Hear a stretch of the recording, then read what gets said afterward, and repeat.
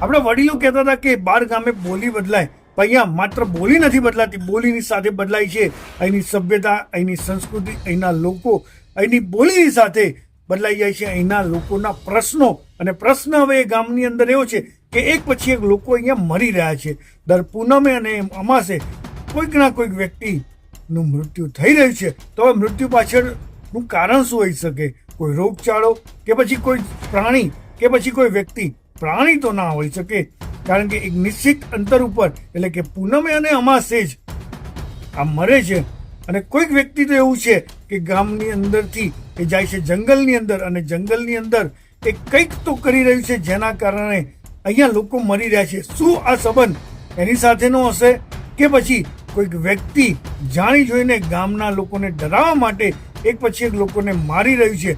અને જો કોઈક વ્યક્તિ મારી રહ્યું છે તો પછી આની પાછળ વ્યક્તિનો હેતુ શું છે? અને જો કદાચ એ વ્યક્તિ નથી અને જે જંગલની અંદર જાય છે, પૂજા વિધિ કરે છે, આ પૂજા વિધિ કરનાર કોઈક દૈવી શક્તિ અને મારી રહી છે, શું તો છે આનો લગતો પ્રશ્નો? આવા બધા પ્રશ્નોની સાથે ટીઝર અહીંયા પૂરું થાય છે. વાત કરું છું મૂવી કડકનાથ. સરસ મજાનું નાનકડું એવું ટીઝર, શરૂઆતના અંદર જ એક ડ્રોન શોટની સાથે શરૂ થતું ટીઝર કે જે તમને ઘણા બધા પ્રશ્નો પાછળ મૂકીને જાય છે. પહેલું એક તો આનું જે પોસ્ટર એ મને યુનિક લાગ્યું કે તમને મૂંઝવણમાં મૂકી દે કે શેને લગતું એક તો મૂવી હશે.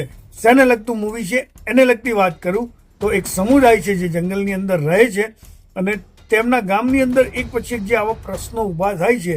હવે એ પ્રશ્ન પાછળ તો શું હશે એ બધું જ્યારે ટ્રેલર અથવા તો જ્યારે મૂવી આવશે ત્યારે આપણને ખબર પડશે. ટીઝરની અંદર જે બેકગ્રાઉન્ડ મ્યુઝિક ખરેખર બહુ સરસ મજાનું છે.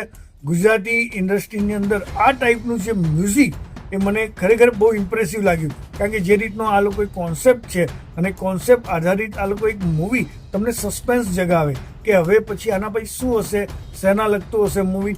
અને ખાસ કરીને જે મને આ મૂવીની એક વસ્તુ ગમી હોય, મતલબ ટીઝરની અંદર જે ગમ્યું છે, ટીઝર સિવાયની વાત છે, તો આ મૂવીનું એક ગીત છે પૈણું પૈણું પૈણ, મતલબ એક સરસ મજાના મ્યુઝિક સાથે આ જ્યારે ગીત ગવાતું હોય ને ત્યારે તમને નાચવાનું મન થઈ જાય છે. ગીત જો કે ટીઝરની અંદર નથી, ટીઝરની અંદર મ્યુઝિક જ છે, પણ આ ગીત તમે અલગથી યુટ્યુબ પર જોઈ શકો છો. ઘણું ઇમ્પ્રેસિવ મને લાગ્યું. અને વાતમાં તો શું હશે એ જ્યારે ટ્રેલર આવશે ત્યારે જ ખબર પડશે. મારામાંથી, તમારામાંથી કેટલાક લોકોએ આ ટીઝર જોઈ લીધું છે. મને એક રિવ્યુઅરે સજેસ્ટ કર્યું હતું કે ભાઈ તમે આનો રિવ્યૂ કરો, અને મેં જ્યારે ટીઝર જોયું ત્યારે ખરેખર મને બહુ ઇમ્પ્રેસિવ લાગ્યું.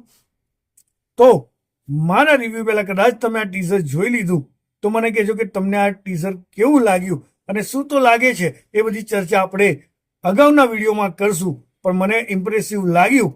તમને કેવું લાગ્યું? તો મિત્રો કોમેન્ટ કરવાનું ભૂલતા નહીં. બાકી મળીએ મિત્રો નેક્સ્ટ વિડીયોમાં. ત્યાં સુધી આવજો. જય જય ગરવી ગુજરાત.